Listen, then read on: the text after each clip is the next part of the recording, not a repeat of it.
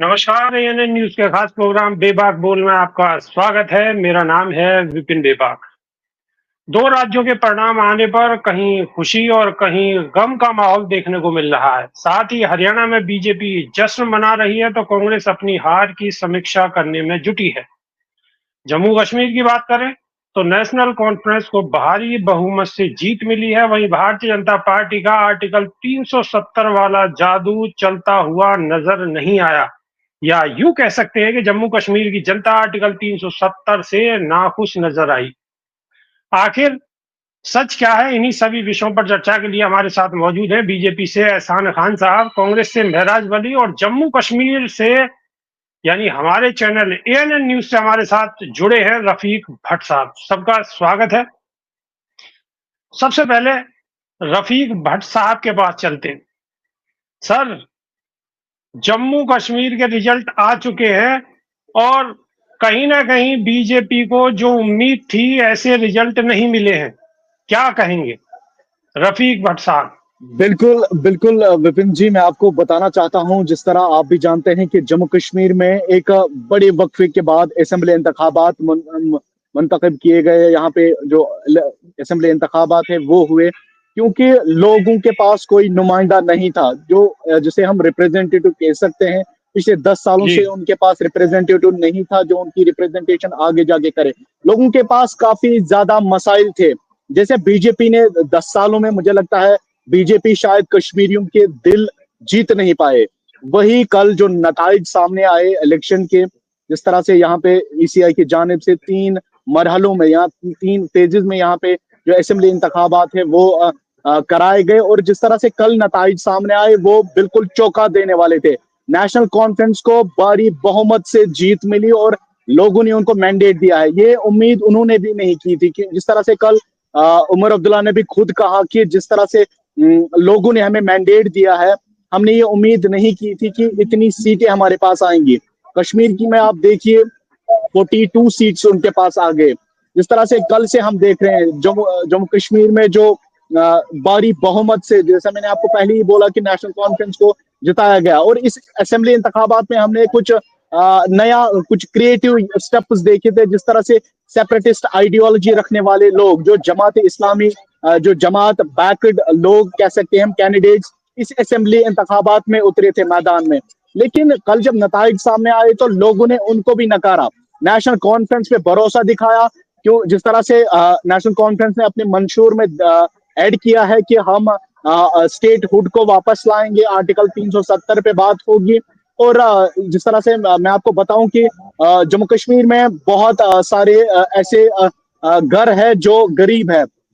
तकरीबन ठीक है। 67% यहाँ पे जो पोवर्टी है, BPL हम उनको कहते हैं, जो बिलो पोवर्टी लाइन से नीचे रफीक लोग रहते हैं, वो र, रहते हैं। रफीक रफीक भट्ट, जी, एक चीज और दर्शक जानना चाह रहे हैं। महबूबा मुफ्ती की पार्टी पीडीपी को लोगों ने सिरे से खारिज कर दिया, ऐसा आखिर क्यों? बिल, बिल्कुल विपिन, जिस तरह से जहाँ पे नेशनल कॉन्फ्रेंस और PDP जिस कॉन्स्टिट्यूंसी में लड़ रहे थे, वहां पे जो स्ट्रॉन्ग कैंडिडेट्स थे वो नेशनल कॉन्फ्रेंस के थे, और बड़े एक्सपीरियंस्ड जो उनके कैंडिडेट्स थे वो मैदान में थे। इस वजह से शायद हो सकता है जो लोगों ने मैंडेट जो है वो नेशनल कॉन्फ्रेंस के कैंडिडेट्स को दिया है। इस तरह से हम आपको बता दें कि कल जो नताइज सामने आए तो वो हमें देखने को मिला, और PDP की कारकर्दगी इस वजह से कम रही। जिस तरह से PDP की जो तीसरी पीढ़ी है, इल्तिजा मुफ्ती, जो महबूबा मुफ्ती की साहबजादी है, बेटी है उनकी, वो सिरी गुफारा बिजबिहारा से लड़ रही थी, जहां पे उनका एक स्ट्रॉन्ग कैंडिडेट पहले ही था। उनको वहां से लड़ने नहीं दिया, और वहां पे जो इल्तिजा मुफ्ती है उसने वहां से लड़ा, और नताइज जब सामने आए तो लोगों ने वहां पे इल्तिजा मुफ्ती को रफीक भट्ट, नकारा। वो तो अपनी खानदानी जो उनकी सीट थी वो भी हार गए। बिल्कुल, वही मैं कह रहा हूं आपको, कल लोगों ने PDP को भी मैंडेट नहीं दिया। जिस तरह से मैं आपको बता दूं जी। कि PDP के जो यूथ लीडर है वहीदुर रहमान परा, जो पुलवामा से लड़ रहे थे, उनको लोगों ने अपना मैंडेट दिया, उनको वहां से चुना, क्योंकि वो यूथ लीडर है, काफी ज्यादा अच्छा बोलते हैं, काफी सोशल वर्क किया है अपनी कॉन्स्टिट्यूंसी में, काफी हेल्पफुल है लोगों के लिए, काफी बातें करते हैं अपने नौजवानों के लिए, यूथ के लिए खासकर वो बातें करते रहते हैं। इस वजह से लोगों ने उनको चुना है। जिस तरह से बाकी अगर पीडीपी की बात करें तो वो उनकी जो परफॉर्मेंस जो हमें ग्राउंड पे वो खास कर नहीं दिखी। जी विपिन जी।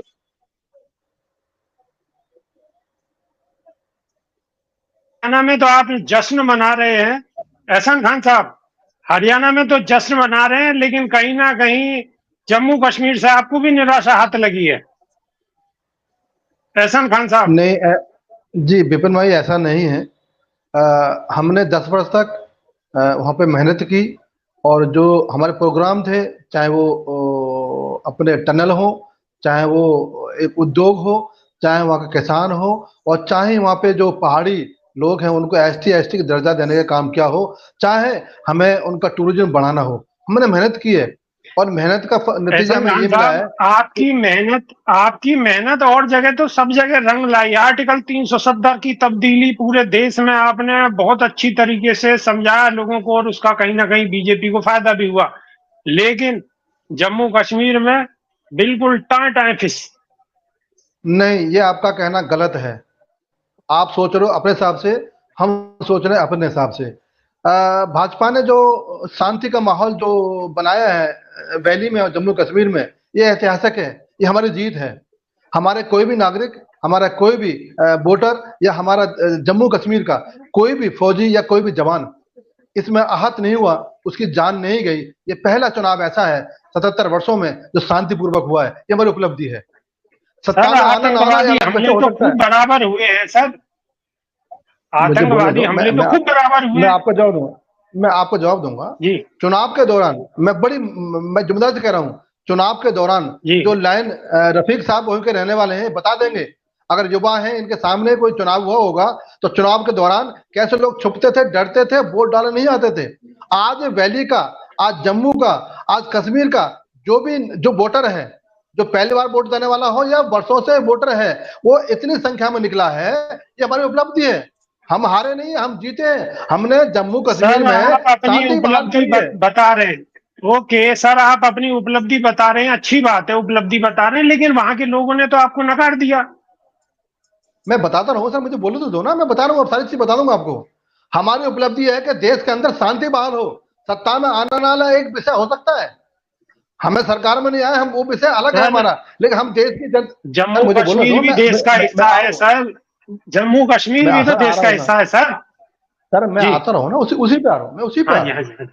ठीक मैं है, पूरी जम्मू ठीक है। कश्मीर की बात कर रहा हूँ, पूरी वैली की बात कर रहा हूँ। जी हमारी जी जी जी। भाजपा की बिल्कुल सोच अलग है। हमें पहले देश में जी शांति बहाल करनी है, और गरीबों को हमने अधिकार दिलाना है। वो हमने काम किया है, और वोट परसेंट में हम प्रथम नंबर पे हैं। 25% 0.5% वोट मिला है हमें जम्मू कश्मीर से। आप कैसे कर सकते हो हम हारे हैं? जी। हाँ ठीक है, नतीजे में नहीं बदले, वो अलग विषय हो सकता है।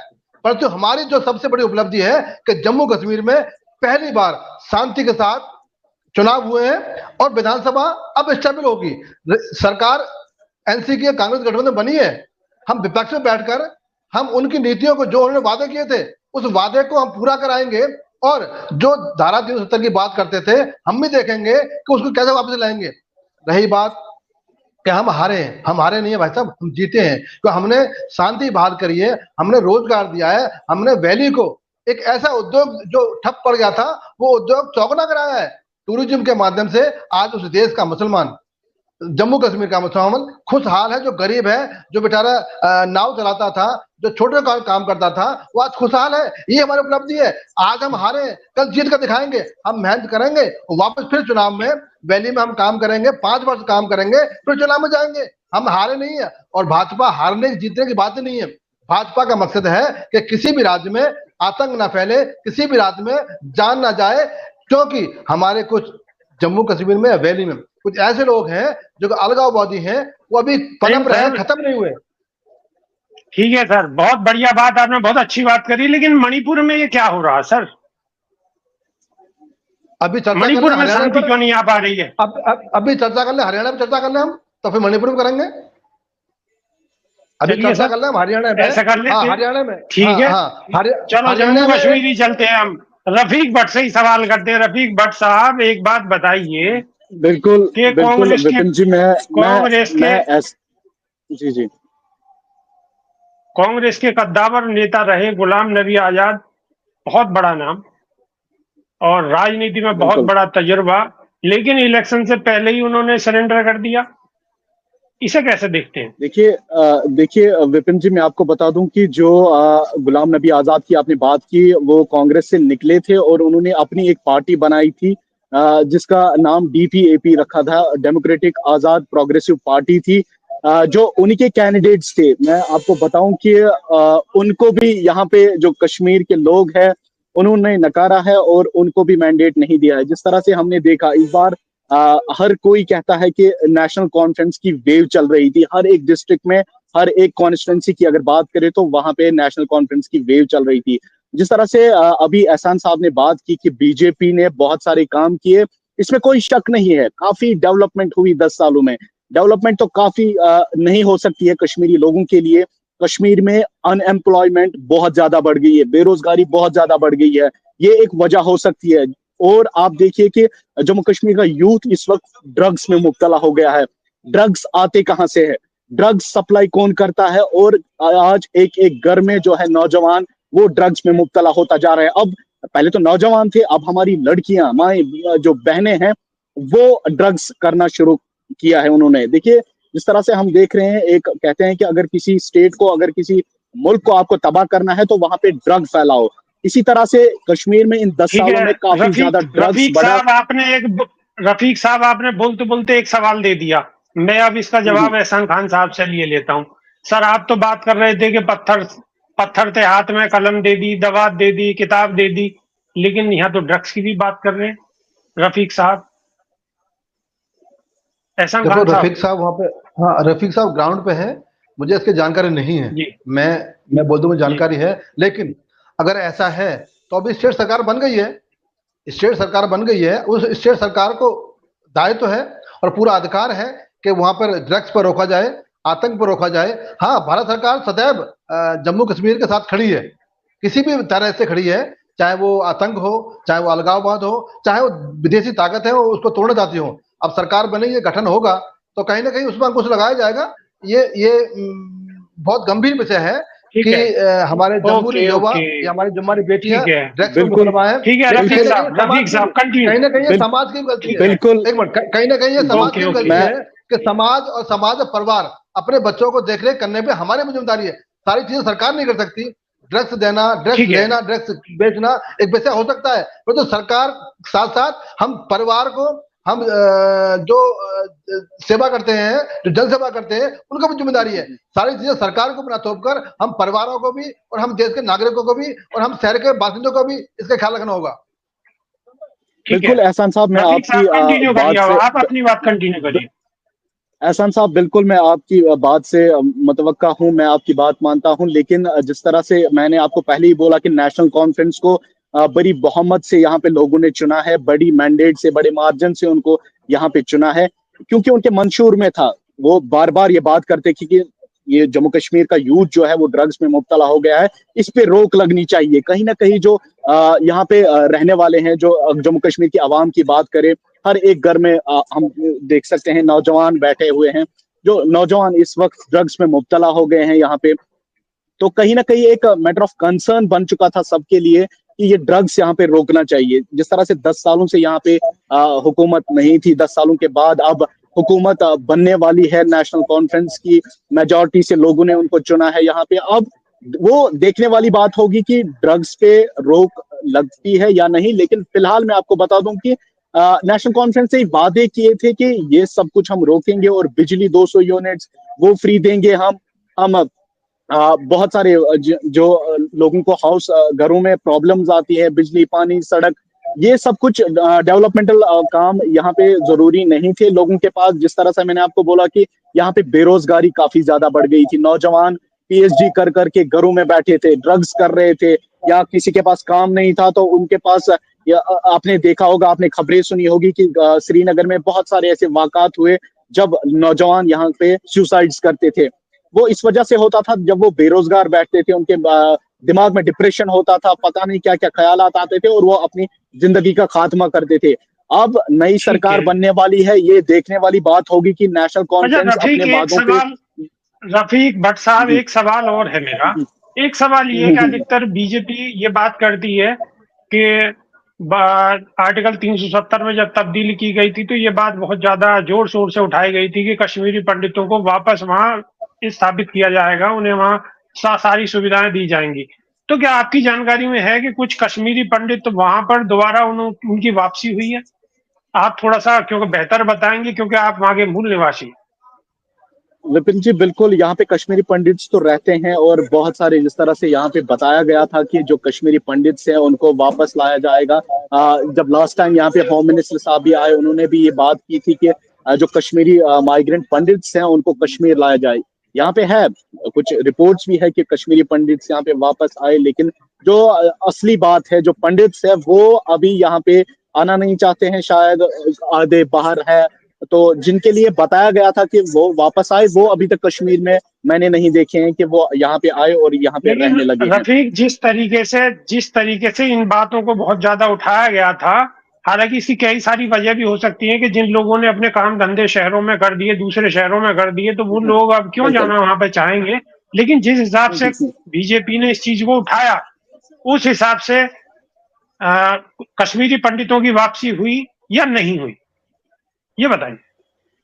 देखिए, वो वापसी तो हमने नहीं देखी अभी ग्राउंड पे, लेकिन लास्ट टाइम मैं, जैसे मैंने आपको पहले ही बोला, जब होम मिनिस्टर यहाँ पे आए थे तो उन्होंने तब भी अपने भाषण में कहा था कि हमें जो कश्मीरी माइग्रेंट पंडित्स हैं उनको कश्मीर वापस लाना है, वहां पे उनको वापस लाना है और वो अपने जगहों पे रहेंगे।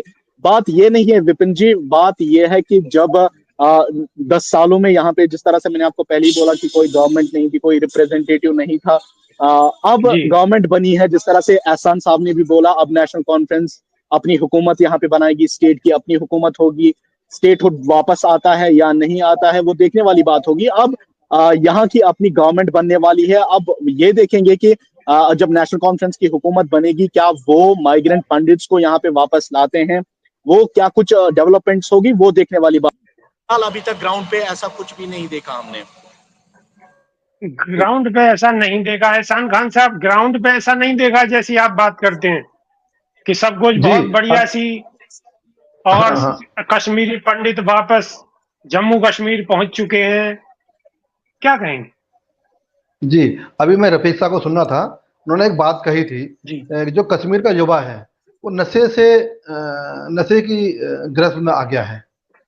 तो रफीक जी साहब, मैं बता दूं आपको कि कोई रोजगार नहीं है, तो शायद वो जो कश्मीर के, जो जम्मू के, जो कश्मीर के जो नौजवान हैं, उनके हाथ में फोन होगा, पीएम के जो हमारी योजना है, चाहे वो एमएसएमई के माध्यम से हो, चाहे विश्वकर्मा योजना के माध्यम से हो, ये वो उन युवाओं के लिए है जो युवा पढ़ लेकर घर बैठे हैं। कम से कम वो फोन खोल कर देख लेते कि कौन सी योजनाएं भारत सरकार की चल रही है, जिससे हम अपना कारोबार कर सकते हैं। कारोबार के लिए बाजार खुले एहसान हैं। मुझे एहसान मुझे बोलो तो साहब, एहसान साहब, मैं, मुझे बोलो। जी जी जी जी।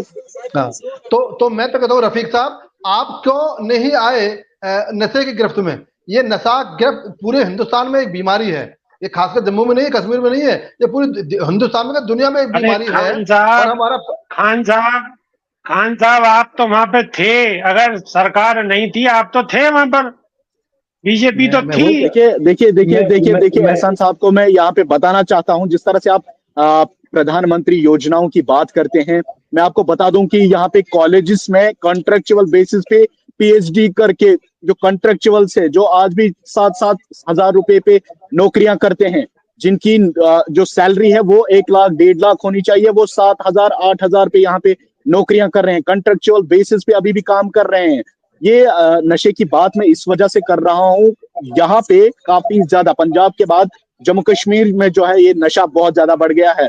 मैं आपको कोई गलती नहीं चढ़ा रहा हूँ यहाँ पे बीजेपी को, लेकिन मैं आपको ये बता रहा हूँ कि जिस तरह से यहाँ पे जो डिफरेंट पॉलिटिकल पार्टीज थी, यहाँ पे उन्होंने अपने मंशूर में डाला कि हम नौजवानों की बात करेंगे, नौजवानों के लिए नौकरियां प्रोवाइड करेंगे, जिस तरह से रफीक नेशनल रफीक कॉन्फ्रेंस ने भट्ट, पहले ही यहाँ पे।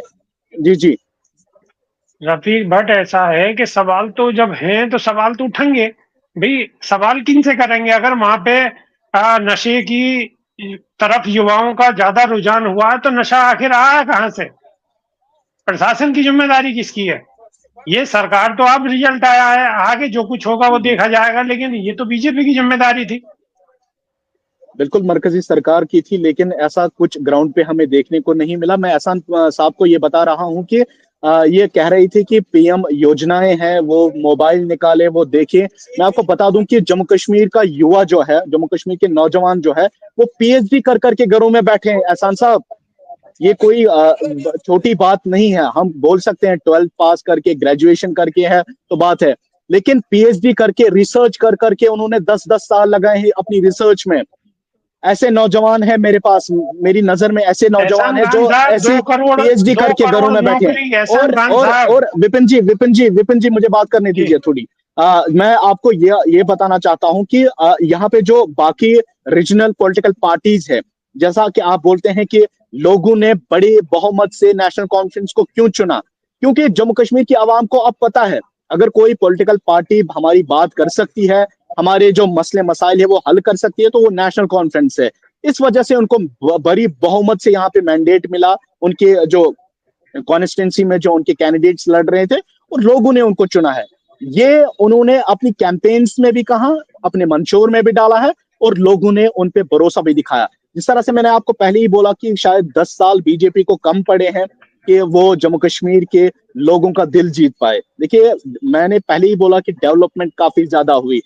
मैं तारीफ करना चाहता हूं यहाँ पे इनकी, लेकिन डेवलपमेंट ही बात नहीं है। यहाँ पे इश्यूज लोगों के बहुत सारे हैं, जो अनएम्प्लॉयमेंट है, जो ड्रग्स है, जो नौजवान हमारे खराब हो रहे हैं, जो कॉलेज में जो बैठे हैं कॉन्ट्रेक्चुअल बेसिस पे काम कर रहे हैं, उनके मसले हैं। जॉब सिक्योरिटी नहीं है। अगर कोई जॉब यहाँ पे निकलती है तो दिल्ली से यहाँ पे आता है और वो यहाँ पे अप्लाई करता है और यहाँ पे जॉब वो लेता है। और जो कश्मीर का नौजवान है जिसने 10 साल मेहनत की, उसको जॉब नहीं मिलती है। ये सारे मसले हैं। इस वजह से लोगों ने नेशनल कॉन्फ्रेंस को यहाँ पे बड़ी बहुमत से चुना है इस बार इन असेंबली इंतखाबात में। जी विपिन जी। हाँ साहब, 2 करोड़ नौकरियां जी सर, नौकरियां भी नहीं मिल पाई जम्मू कश्मीर के लोगों को। जी सर, अब तो रफीक भट्ट साहब, एक सवाल और भी बनता है कि लोगों का कहना रहता है, विपक्ष का खास तौर से कहना है कि बीजेपी जिनके साथ भी गठबंधन करती है वो पार्टियां खत्म हो जाती हैं। देखिए बिल्कुल विपिन जी, मैं आपको बता दूं, विपिन जी मैं आपको एक बड़ी मिसाल देना चाहता हूं यहाँ पे। देखिए, जब आपको याद होगा कि जब एआईपी के जो प्रेसिडेंट है इंजीनियर रशीद, जो तिहाड़ जेल में पिछले 5 सालों से बंद थे, इलेक्शन से कुछ हफ्ते पहले उनको छोड़ा गया। और जब हमने देखा कि अच्छा खासा इम्पैक्ट उनका शायद ग्राउंड पे हमें दिखेगा, जब वो कश्मीर पहुंचे तो लोग उनके साथ जुड़े। लेकिन अफवाहें थी कि बीजेपी के बैकड है, ये बीजेपी से मिले हुए थे, इस वजह से ये इनको छोड़ा गया है। और अब इस असेंबली इंतखाबात में ये जो यहाँ पे सीटें हैं, जो पॉलिटिकल पार्टीज यहाँ पे लड़ रहे थे, अब ये वो वोट कटिंग करने आए हैं, वोट कट करने के लिए आए हैं। और अगर कोई सीट जीतते हैं तो ये शायद बीजेपी के साथ यहाँ पे हाथ मिलाएंगे।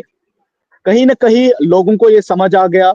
और जिस तरह से हमने देखा लोकसभा इलेक्शन, आपको याद होगा जब पार्लियामेंट इलेक्शन यहाँ पे हुए, तो नॉर्थ कश्मीर से उन्होंने अपना फॉर्म भरा था और बड़ी मार्जिन से उनको तकरीबन 5 लाख वोटों से उन्होंने जीता था वहां से, नॉर्थ कश्मीर से। और मेंबर ऑफ पार्लियामेंट बने थे नॉर्थ कश्मीर से।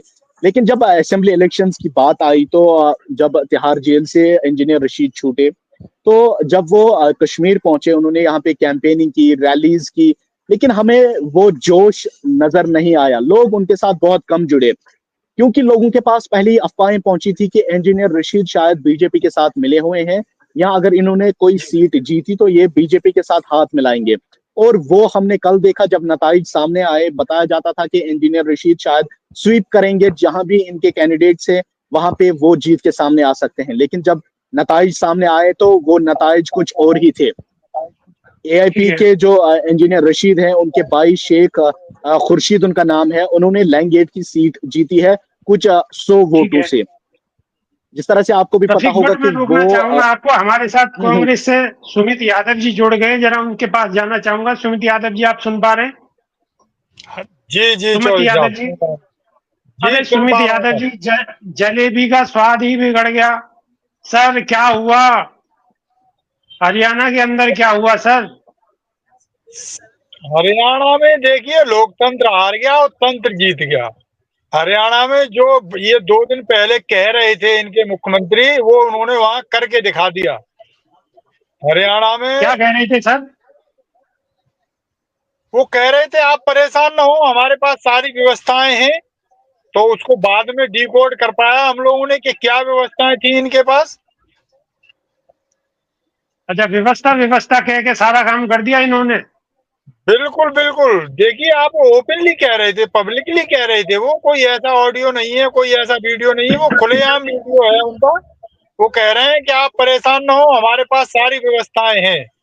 तो क्लियर करके उन्होंने कह दिया था, इसमें कोई छुपी हुई बात नहीं है। तो उन्हीं व्यवस्थाओं का एहसान उपयोग खान साहब, करके आपने तो क्लियर पहले ही कह दिया था कि सारी व्यवस्थाएं हैं। मैं नहीं कह रहा, ये कांग्रेस के नेता कह रहे हैं। जी जी जी, मैं बता दूं आपको भाई साहब को। भाई साहब नमस्कार, यादव जी लेट आए हो आप। एक मुद्दा था जी हरियाणा में, किसान, नौजवान, खिलाड़ी और पहलवान। जी अब देख लो जरा, जो जीटी रोड बेल्ट है, 28 विधानसभा सीट है भाई साहब, 21 जीते हैं। किसान, जब जहाँ पे किसान बहुल इलाके हैं, जहां पर गढ़ है, 28 सीटों में से 21 जीते हैं भाजपा।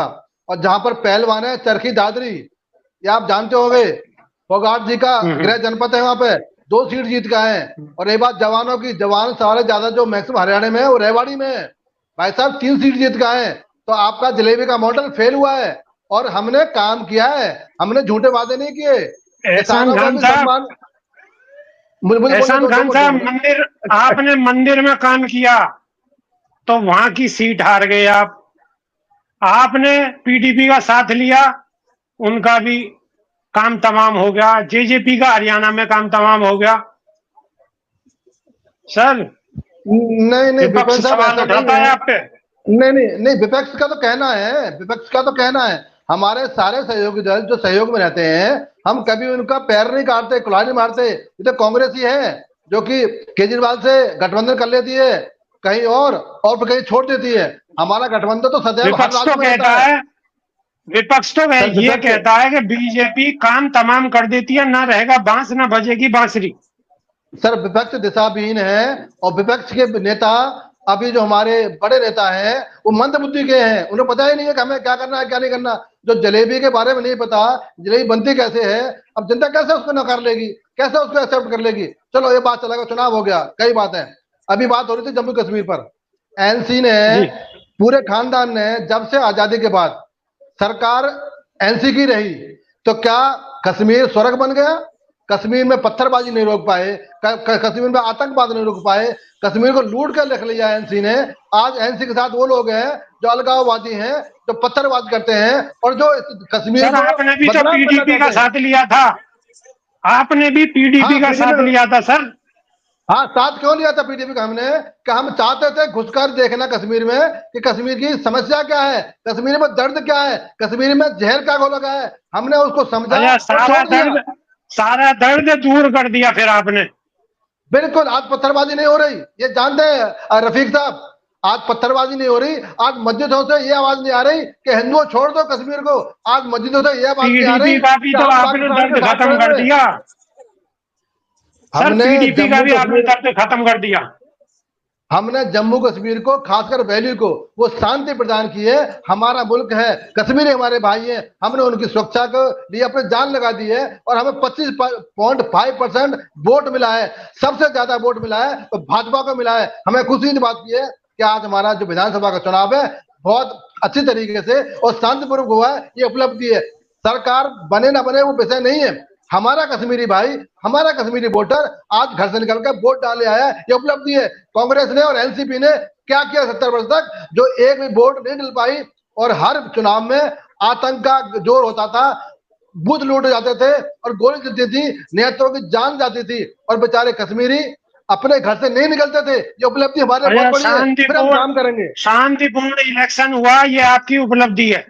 ये कहना चाह रहे हैं आप? शांतिपूर्ण हम इसको अपनी मानते हैं। देखो किसी गांव में, ऐसा देखो हम गांव के रहने वाले, किसी भी गांव में किसी भी घर में अगर शांति है तो वो घर उन्नति करेगा।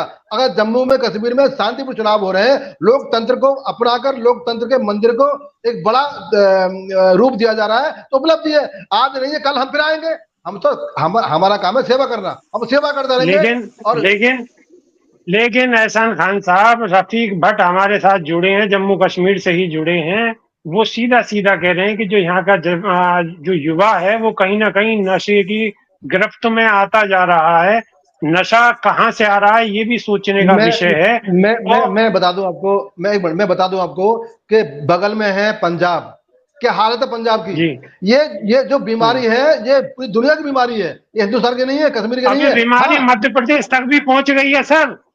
15 करोड़ रुपए की जब्त हुई है नशीली सर वही नशीली दवाएं, 15 करोड़ रुपए की नशीली चीज जो हमारे युवाओं को, जो हमारे देश की आर्थिक भारतीय जनता पार्टी की सरकार है सर। भाजपा की सरकार है मानता हूं, लेकिन चोर तो हर जगह हो सकते हैं ना जी। चोर तो उसको पकड़ना हमारी जिम्मेदारी है। हमने पकड़ी है ना, हमने पकड़ी है। ये कांग्रेस के नेता बता दे या एनसी के नेता बता दे कि कब ड्रग्स पकड़ी इन्होंने। आज तक ड्रग्स पकड़ी नहीं गई, हम तो पकड़ तो रहे कम से कम। हमारी जो सुरक्षा एजेंसी है, के नेता मौजूद है, इनके पास चलते हैं। ओके, कांग्रेस के नेता मौजूद है। सुमति यादव कह रहे हैं कि हम तो बिल्कुल बराबर कोशिश कर रहे हैं, सब नशेड़ियों को और नशे का कारोबार करने वाले लोगों ने पकड़ने की कोशिश कर रहे हैं। ऐसा है ये ड्रग्स आ रही है बाहर से, तो या तो ये आ रही है बाई एयर, या ये आ रही है, क्या कहना चाहिए, एयरपोर्ट से आ रही है, या वहां से आ रही है जहाँ पे अडानी जी का पोर्ट है।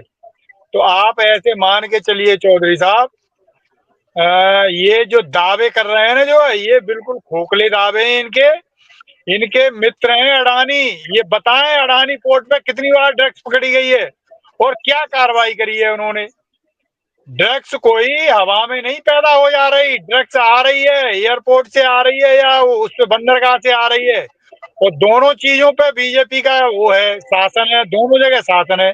तो आप ये जवाब दे दो कि जहां ड्रग्स पकड़ी जा रही है तो जो ड्रग्स लेके आ रहे हैं उनके खिलाफ क्या कार्रवाई कर रही है भारतीय जनता पार्टी? क्या ये खान साहब जवाब दे दीजिए, खान साहब जवाब दीजिए, फिर प्रोग्राम खत्म करते हैं। अडानी जी का कोई पोर्ट सील किया इन्होंने क्या, या अडानी जी के खिलाफ कोई FIR लिखी गई? अडानी जी के बंदरगाह पे हजारों करोड़ की ड्रग्स पकड़ी गई है। अभी ये जो दावा कर रहे हैं कि हमारी यहाँ सरकार है, अरे भैया लगे हाथ, आप ये भी बता दो कि अडानी जी के खिलाफ कब कार्रवाई करेंगे आप? चलिए ठीक है, जवाब लिए लेते हैं। ठीक है, खान साहब जवाब दीजिए। कांग्रेस हमेशा उद्योगपति की दुश्मन है, उन्हें कोसती है, उन्हें बरगलाती है, और यही काम है और यही कारण है कि आज ये जगह जगह से हार कर केवल 3 राज्यों में सिमट गई है। ये इनकी विडंबना है, क्योंकि ये केवल उद्योगपति कोसेंगे, ये नहीं देखेंगे कि अगर कहीं से कोई गलत काम हो रहा है, सरकार पकड़ रही है। बराबर की टक्कर है सर। इंडिया गठबंधन जम्मू कश्मीर में जीता है सर, बराबर की टक्कर है। एक आप जीते हैं, एक वो भी जीते हैं। नहीं, आप देश की सुरक्षा से खिलवाड़ करते रहे। पिछली सरकारों ने जो संवेदनशील मुद्दे थे उनको सरकार ने अपने पास रखा, ऐसे उनको आपकी तरह नहीं लुटाया कि लो आप हमारे यार हैं, लूट लो, आप क्या चाहिए। चलिए ठीक है, अब हमें समय बिल्कुल इजाजत नहीं देता। ओके सर, समय हमें बिल्कुल इजाजत नहीं देता। फिर मिलते हैं, बहुत बहुत शुक्रिया, धन्यवाद, नमस्कार।